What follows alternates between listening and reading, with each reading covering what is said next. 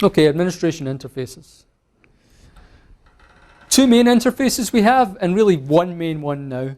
The main interface you have that you're going to be using a lot in class is SAS Environment Manager. So that's sort of the nerve center for administration of the Viya environment. We've had another interface since Viya was released, and that's CAS Server Monitor. So for the first time in 3.4, CAS Server Monitor is not enabled by default. For full deployments of Viya, CAS Server Monitor is disabled and you have to enable it. And that's because the functionality that's available in CAS Server Monitor is now fully available in SAS Environment Manager with 3.4. CAS Server Monitor is really there to support the programming-only deployments where you don't have the microservices and you don't have SAS Environment Manager. So that would be your administration interface for a programming-only deployment.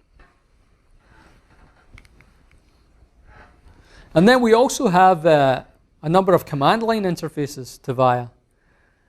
The one that we'll mainly use in class, well, we use SAS Ops too, but SAS Admin has the core administrative functionality. And that's a CLI which allows you to do a lot of the things you can do in Environment Manager, but not have to go through the interface to do them. So be able to script commands to be able to perform the similar tasks that you can do in SAS Environment Manager. And then the two other ones, SAS Ops relates to the operations infrastructure, which supports the monitoring and logging capabilities of Viya. And that's a command line interface to administering and using that. Allows you, again, to do some of the things you'll see in Environment Manager from a monitoring and logging perspective on the command line. And then we have a data mart behind SAS Environment Manager, behind the some of the reporting for administration. And that's the DM admin command line interfaces available for that. So this table shows you the plugins that are available for SAS admin. You can see the areas that we can do. So in class, we'll use folders, we'll use authorization, we'll use identities, we'll use the CAS command line interface. So you'll get a lot of exposure to these CLIs during class. We'll do some things via the interface, and then we'll do other things via the CLIs. And you'll get to choose what is your favorite way to do it. And the CLIs and Environment Manager are just really a wrapper to REST actions behind the scenes. So Viya has this REST architecture. So everything that really happens is a call to a REST call to the services behind the scenes. And the CLIs basically put a front on REST via the command line, and Environment Manager puts a front on REST from an application perspective, from a GUI perspective.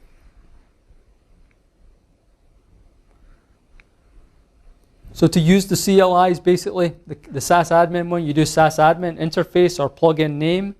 Then you have global options, a command, and then command options.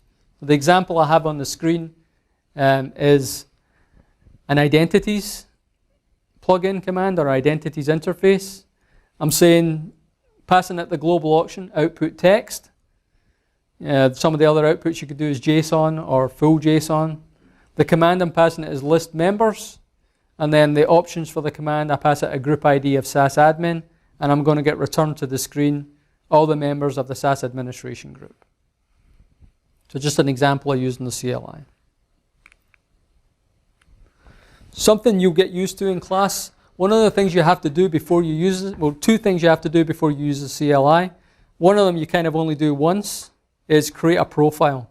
And that profile tells the CLI where the service endpoint is for Viya. So in our case, that's always going to be sasviya01.race.sas.com. And then it also tells it some options. So the default output style, in this example, set to JSON. You could set that to text, and you would automatically get text output. So you create a profile to tell the CLI where Viya is, basically. And then the other thing you have to do is authenticate to the environment. You do that with SAS admin auth login. You enter the user ID and the password. When you do that, the CLI saves a token on your environment. That token lasts for 12 hours. So you can do that this morning, right?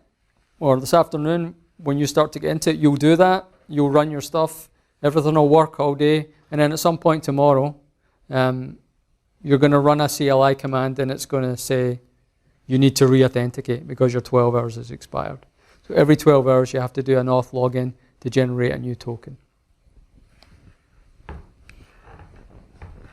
I mentioned the REST APIs. You can go directly to the REST APIs. The CLIs, I said, are an abstract, easier to use. If there's something you can't do via the CLI, you can go directly to the REST API and just make REST calls with curl or Python or any other JavaScript, whatever way you want to generate your REST calls. And then the other thing we have from an administration perspective, we'll be talking later about CAS actions and action sets. We have CAS actions that are specifically admin related. So the access control action set is used for managing access to CAS data. You can set access controls on CAS environment using that. And then we have an action set called built-ins for CAS server management and configuration for managing CAS server options. So those three are available from the interfaces to CAS, to the action sets, so Python, Java, Lua, R, or procCAS. So lots of different ways. As usual with SAS, lots of different ways to do things. You have your choices.